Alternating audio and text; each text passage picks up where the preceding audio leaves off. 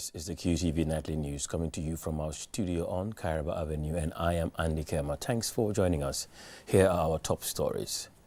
Following his arrival in Beijing on Tuesday for the Forum on China-Africa Cooperation, President Adama Barrow had a consultation on Wednesday with Gambian students in China.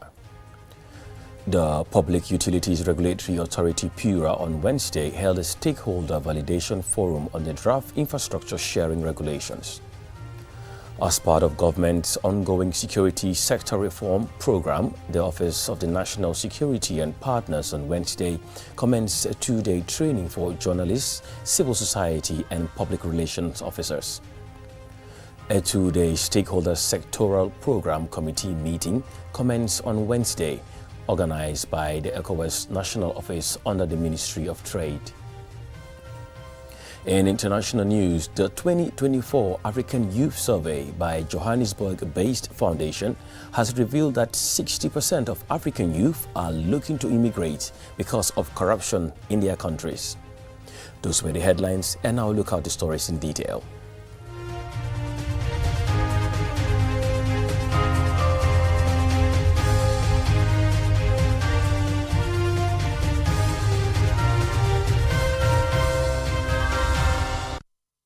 If you're just tuning in, this is QTV News.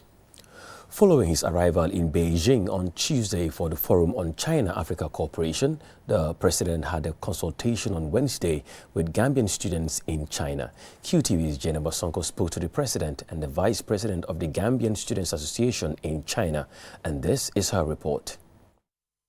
President Adama Barrow, accompanied by First Lady Fatoumata Barrow, cabinet ministers and members of the Gambian business community, arrived in Beijing on Tuesday night. This consultation with Gambian students in China marks the beginning of a series of President Adama Barrow's engagements in Beijing, before joining other African leaders for the official opening ceremony of the Forum on China-Africa Cooperation on Thursday, 5th September. These students are studying in China as part of China-Gambia cooperation through higher education provision. Ami Nju, Vice President of Gambian Students Association in China, expressed delight after engaging with President Adama Barrow. It was an opportunity meeting with the President, because it is something that we have been yearning to at least meet him before we leave China. Now, having this opportunity to interact with him, to interface with him, and then discuss some of the challenges that we are faced with here, it's like a dream come true. You can never tell. Maybe when they get back home, discuss with his cabinet ministers, there are a lot of opportunities that we can at least get from that. And we are hoping that they can at least help us, assure us, already have a sort of what we expect from the government. We hope that they at least, do something for Gambian students here in China. According to reports, between 2016 and 2024, China has awarded over 300 scholarships to Gambians to pursue various degree programs and over 1,000 short and long-term programs. Here is Musa Anget, President of Gambian Students Association in China. Like you said, we have met the president and we have highlighted three challenges that we will want the government of the Gambia to intervene. That is, one, on the issue of scholarships. We have self-sponsored students who are here and then they're on their own, so we want the government to see how best to help those students with scholarships, including a stipend for their welfare. And then also the issue of going back home and then not being able to secure jobs to give back to the country. We will also plead with the government to create more employment opportunities for people who are outside when they go back home, so they can give back to the country. President Barrow has assured the Gambian Students Association of his government's continuous support and expressed satisfaction with the association's strong relationship with the Gambian embassy in China. The Gambian Students Association in China was established in 2018 to unite the students in different parts of China and provide support and mentorship. The stage is set for the Forum on China-Africa Cooperation 2024, as the official opening ceremony will be held tomorrow, the 5th of September 2024. And the key areas of discussion will be topics of state governance, industrialization and agricultural modernization, peace and security, high-quality Belt and Road project, as well as 8th Conference of Chinese and African Entrepreneurs and other related matters. President Adama Barrow is expected to hold bilateral meetings with President Xi Jinping meeting where different issues will be discussed and agreed on. Reporting for QTV News from Beijing, I am Jenna Basonko. The Public Utilities Regulatory Authority, PURA, on Wednesday held a stakeholder validation forum on the draft infrastructure sharing regulation. Usman Jatta attended the validation and he tells us more.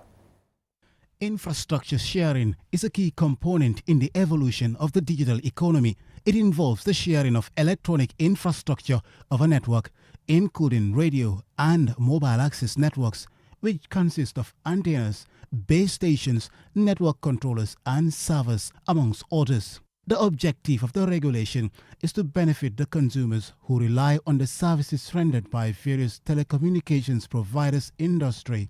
It is in line with this that these stakeholders of the telecommunications industry converge to validate the country's first infrastructure sharing regulation. Dr. Njogoba is the Director General of the Public Utilities Regulatory Authority. Marks a significant step forward in our journey towards ensuring a more effective, efficient and inclusive infrastructure ecosystem for our telecommunications and digital economy sectors. PURA, in collaboration with our partners and the Ministry of Communication and Digital Economy, has invested considerable efforts in developing these draft regulations. Our purpose here today is to present these regulations and invite input from you, our valued stakeholders. Infrastructure sharing allows communities to access essential telecommunications services, including connectivity and participation in the digital economy, thus fostering socio-economic development. Empowered by the Information and Communications Act 2009, the draft of the infrastructure sharing regulation was crafted by a committee of experts from diverse backgrounds and sectors of the country. Rodin Reiner, Director of Information and Communication Technology at PURA, outlines the need for having a regulation infrastructure sharing.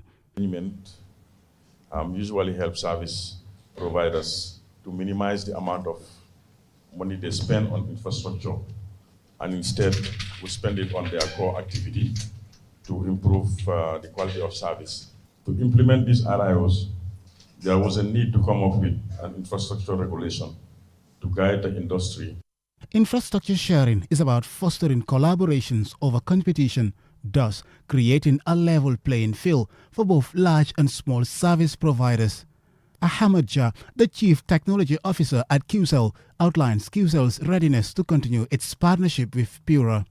There's a lot of part involved in this infrastructure sharing, but as QCell, we are always open to working with PURA and the government in anything that will bring any form of development in the Gambia. And we're happy to provide any assistance as well into this workshop.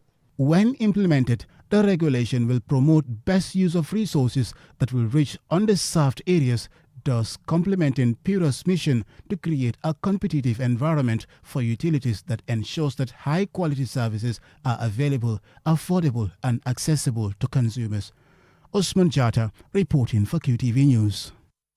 As part of government's ongoing security sector reform program, the Office of the National Security, in partnership with the UNDP on Wednesday, commenced a two-day training for journalists, civil society and public relations officers.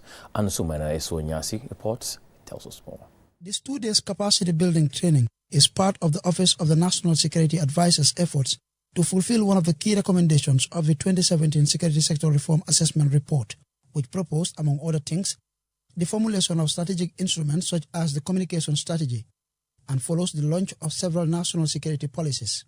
Colonel Omar B. Bojang, Deputy National Security Advisor, says such training is essential for the popularization of these policies and to ensure effective communication as well as promote transparency, and implores participants to share experiences to help chart a pathway for the successful implementation of the Security Sector Reform Communication Strategy. In the communication strategy, we continue to decentralize as part of our decentralization effort by undertaking regional tours and holding regular town hall meetings. These will enable us to interact with the people on security matters directly affecting them. This means we are taking security to the doorsteps of Gambians, and they can be able to contribute on how they intend to be governed. Seni Sise, head of governance at the UNDP, and Our Job, senior policy analyst at the Office of the National Security, emphasized the need for close partnership between stakeholders, particularly the media and PR units of various security outfits, sharing relevant information. This, they say, is important for the actualization of the objectives of the communication strategy and to keep citizens well informed. As we delve into the roles of the media, civil society organizations, and security institutions, it is crucial to emphasize that our approach to national security must be inclusive and representative of all segments of society, particularly women, people living with disabilities, and the rural population. Inclusion is not just a moral obligation. It is a fundamental component of effective governance and security. The objective of the communication strategy is to serve as a mechanism for effective information sharing, advocacy, and feedback of security-related issues. This is why we're here today and tomorrow to capacitate members from the media fraternity, public relation officers, and CSOs to enhance our communication efforts. Following the change of government in 2017, government launched a series of reform programs, notably security sector reform. This 2-day training forms part of a major drive towards the successful implementation of the National Security Communication Strategy. It is hoped that with such stakeholder engagements, objectives set out in the strategy will be met. Answane Sonyasi for KTV News. We'll now go for a commercial break. When we return, we have more local and international news stories. Do stay tuned. Indian Institute of Hardware Technology Gambia Limited, one of the leading ICT training institutions in the Gambia. Enjoy a 30% discount on all programs' tuition fees if you enroll before the 10th of September 2024. Our program will start in September 2024. Our offered courses: Diploma in Introduction to Information Technology, Diploma in Database Admin, Advanced Diploma in Software Development, Diploma in Technical Support, Diploma in Multimedia, Diploma in Cybersecurity. We also offer Cisco Certified Network Administration CCNA, Cisco Certified Network Professional CCNP courses. Enroll today. Call us at 7001-968. Visit our website www.iihtgambia.gm. Connecting talent to opportunity. Q Money and Orange Money has just made money transfer easier. Now you can send money from Gambia to Senegal directly from your Q Money wallet. So what are you waiting for? Get your Q Money account now and start sending money to your friends and families through Orange Money in Senegal now. For more information, call our customer care on 133. Q Money, Sunu Kalpe. Terms and conditions apply.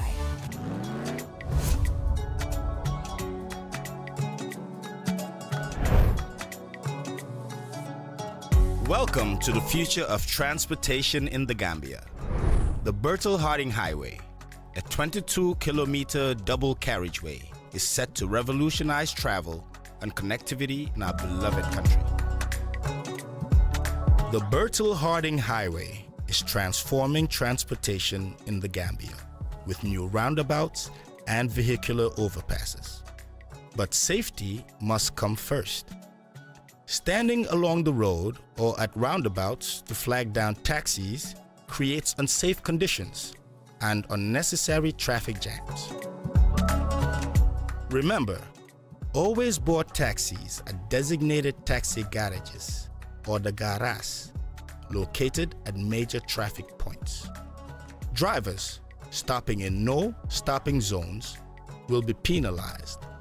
Let's keep our roads clear and safe. Together, we can ensure a safe and efficient journey for all.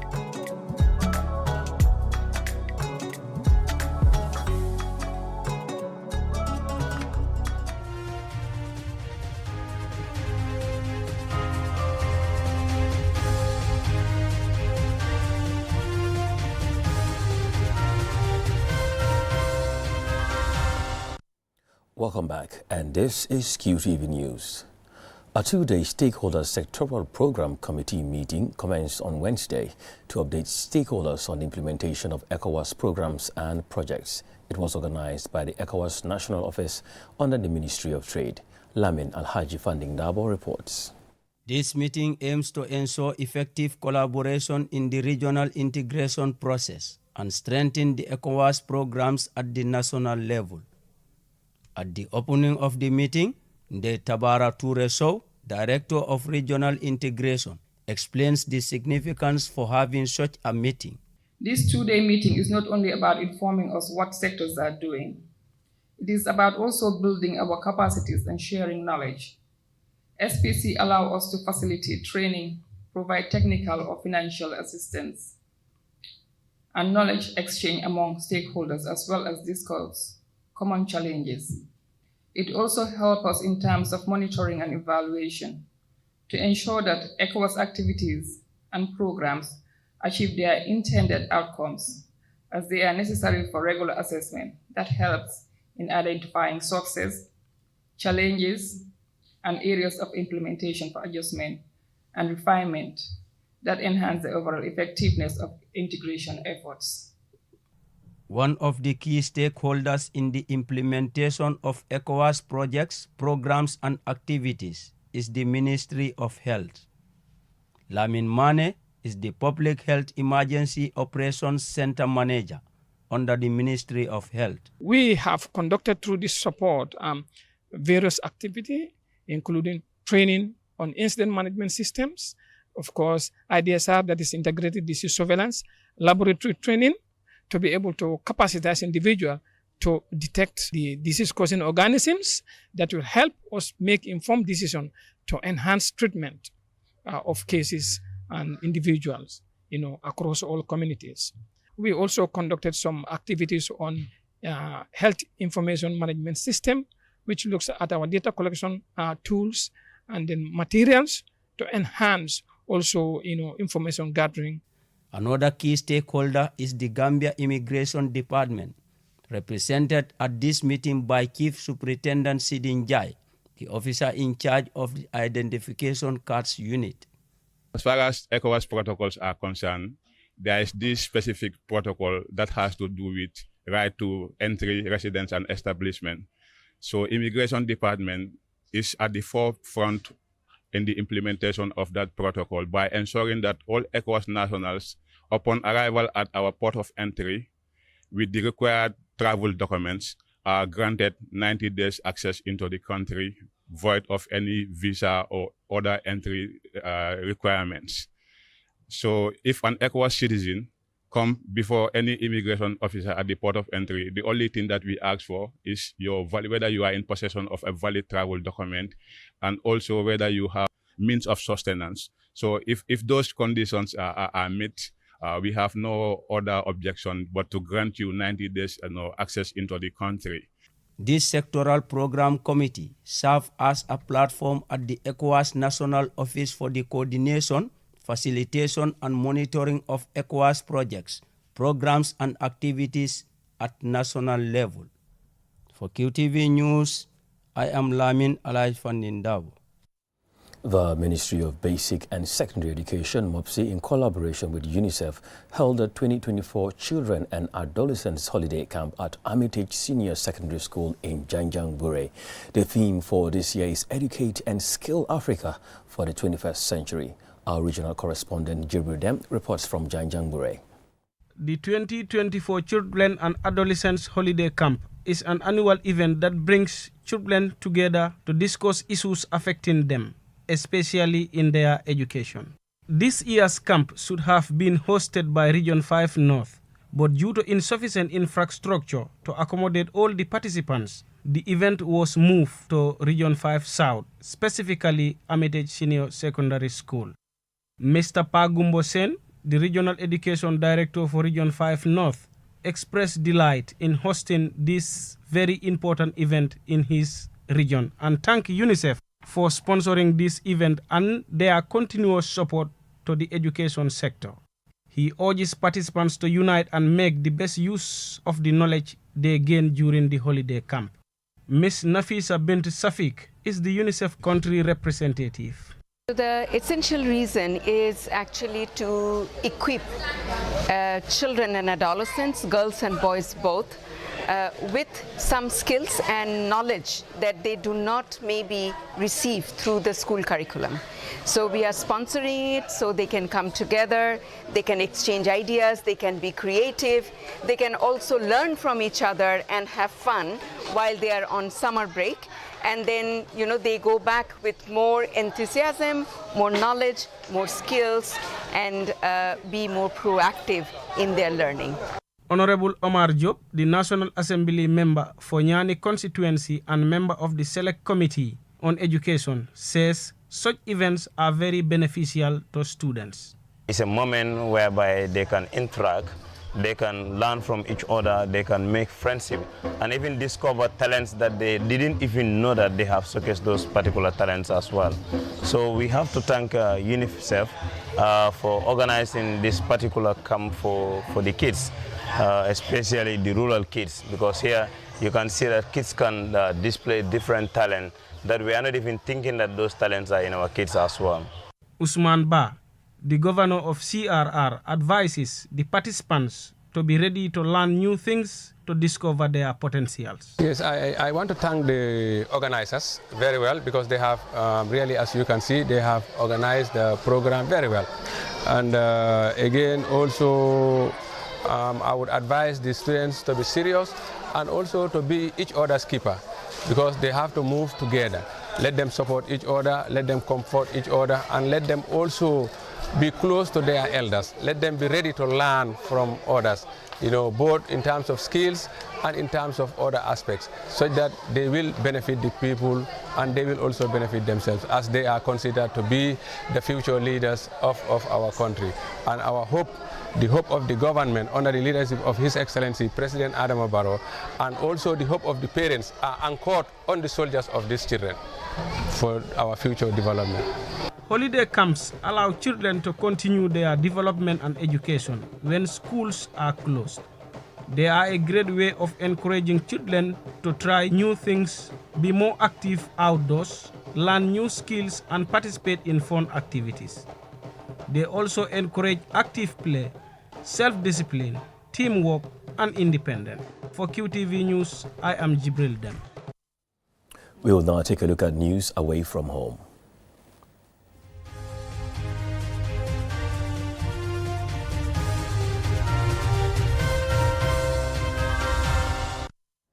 The 2024 African Youth Survey by Johannesburg-based foundation has revealed that 60% of African youth are looking to emigrate because of corruption in their countries.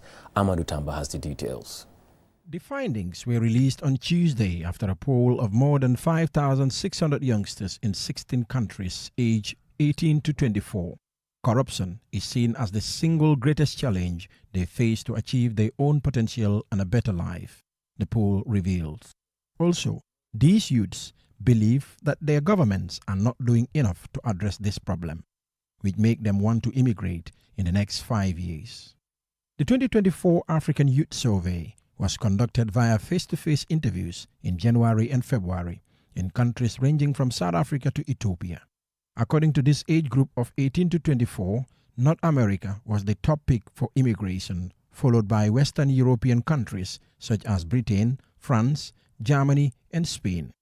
Close to 3,000 of those polled said Africa has too many problems. Although about 2/3 of those interviewed believe in democracy, nearly 1 in 3 believe that non-democratic systems, from the military or one-party rule, could be preferable under certain circumstances. Also, 72% said they are concerned about their countries being exploited by foreign companies, especially their natural mineral wealth being mined and exported without any further benefit to the people, said the foundation. And 82% considered China's influence as positive, with 79% saying the same for the United States. The survey findings are released as the 2024 summit of the Forum on China-Africa Cooperation is in Beijing, attended by leaders from African countries, including Gambia's President Adama Barrow. The survey also shows that most of those interviewed said a Donald Trump victory in the U.S. presidential elections would be a far worse outcome for Africa than a win by Democratic nominee Kamala Harris. The African Youth Survey, which was first conducted in 2020, aims to give voice to Africa's youth in a scientific manner and also provide useful data to governments, NGOs, and investors. According to the Mo Ibrahim Foundation report, Africa has the world's youngest and the fastest growing population. The median age on the continent in 2020 was 19.7 compared to 31.0 in Latin America, 38.6 in Northern America, and 42.5 in Europe. Africa is home to nearly 420 million youth aged 15 to 35, one-third of whom are unemployed, according to the African Development Bank, and is expected to double to over 830 million by 2050. The 2024 African Youth Survey was conducted in Botswana, Cameroon, Chad, Congo-Brazzaville, Côte d'Ivoire, Ethiopia, Gabon, Ghana, Kenya, Malawi, Namibia, Nigeria, Rwanda, South Africa, Tanzania, and Zambia. For QTV News, Amadou Tamba. Well, that's all we have for you in this bulletin. Join us at 10 p.m. for another bulletin. Thanks for watching.